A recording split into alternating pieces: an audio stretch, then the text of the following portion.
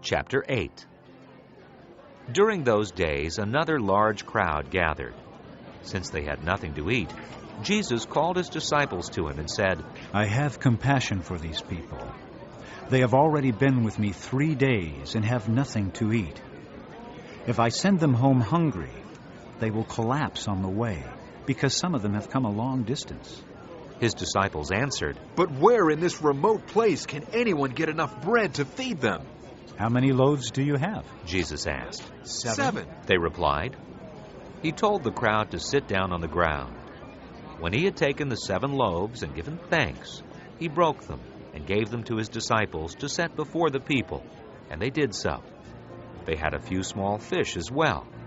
He gave thanks for them also, and told the disciples to distribute them. The people ate and were satisfied. Afterward, the disciples picked up 7 basketfuls of broken pieces that were left over. About 4,000 men were present, and having sent them away, he got into the boat with his disciples and went to the region of Dalmanutha. The Pharisees came and began to question Jesus. To test him, they asked him for a sign from heaven. He sighed deeply and said, Why does this generation ask for a miraculous sign? I tell you the truth, no sign will be given to it. Then he left them, got back into the boat, and crossed to the other side. The disciples had forgotten to bring bread, except for 1 loaf they had with them in the boat. Be careful, Jesus warned them. Watch out for the yeast of the Pharisees and that of Herod.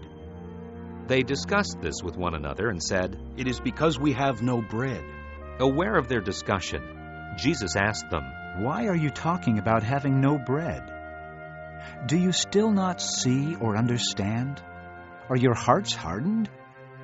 Do you have eyes but fail to see and ears but fail to hear? And don't you remember?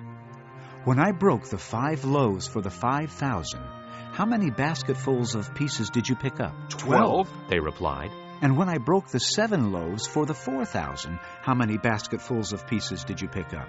They answered, 7. He said to them, Do you still not understand? They came to Bethsaida, and some people brought a blind man and begged Jesus to touch him.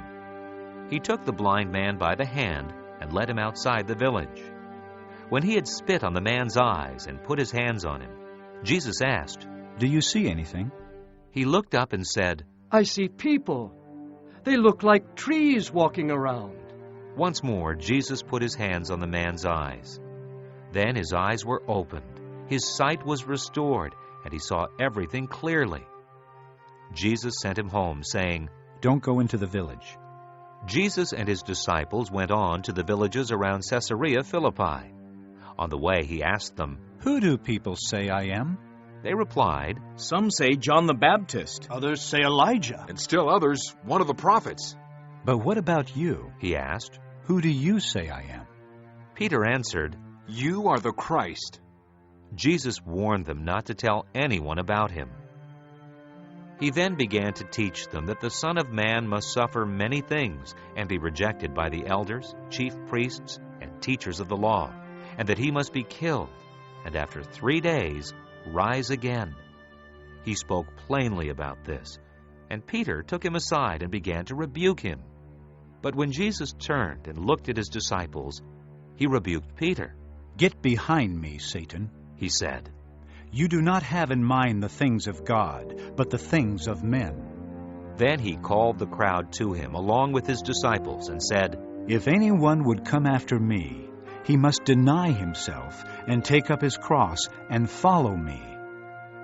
For whoever wants to save his life will lose it. But whoever loses his life for me and for the gospel will save it. What good is it for a man to gain the whole world, yet forfeit his soul? Or what can a man give in exchange for his soul? If anyone is ashamed of me and my words in this adulterous and sinful generation, the Son of Man will be ashamed of him when he comes in his Father's glory with the holy angels.